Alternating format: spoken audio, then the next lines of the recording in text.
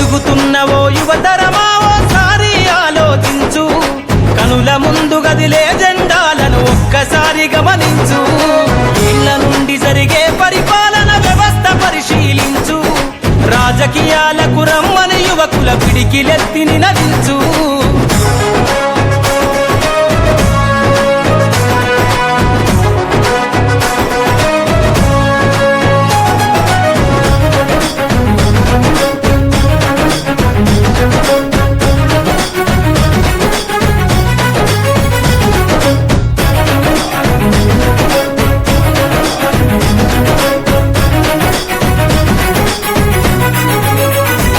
కొత్త చరిత్రనే